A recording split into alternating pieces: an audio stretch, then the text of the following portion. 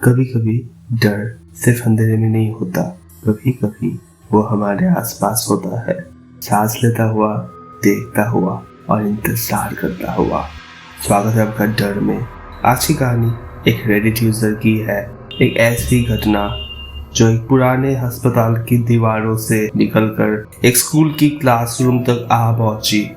कहते हैं कुछ आत्माएं अपना काम अधूरा छोड़ जाती है और जब उन्हें कोई देख लेता है तो वो चैन से नहीं रहती। ये है the nurse in the shadows.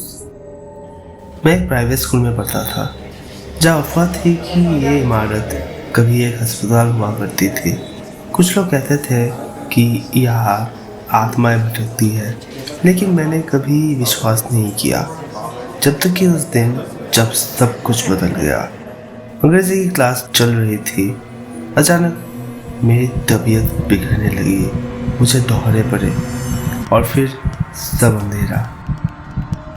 जब होश आया मैं फर्श पर पड़ा था और मेरे ऊपर झुकी थी एक बूढ़ी औरत, पुराने ज़माने के कपड़ों में, सफ़ेद चेहरा और होठों पर एक भयानक मुस्कान। वो हिली नहीं, बस मुझे देखती रही। उसकी आंखें जैसे मेरी रूह तक को चीर देना चाहती थी। मैं जोर से चिल्लाया, वो कौन है? लेकिन मेरे आसपास सब बस मुझे ही देख रहे थे। किसी को कुछ नहीं दिखा। मेरी टीचर मेरे बगल में थी। उसने मुझे संभाला, लेकिन उसके चेहरे पर डर साफ झलक रहा था।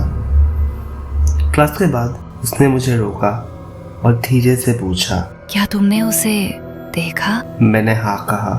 तब वो मुझे स्कूल के एक बंद कमरे में ले गई।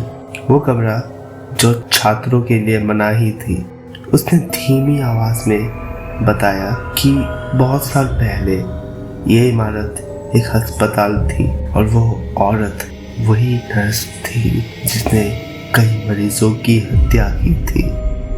लोग कहते हैं उसकी आत्मा कभी यहाँ से गई ही नहीं।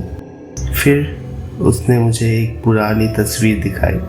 तस्वीर में वही चेहरा, वही मुस्कान, वही औरत थी।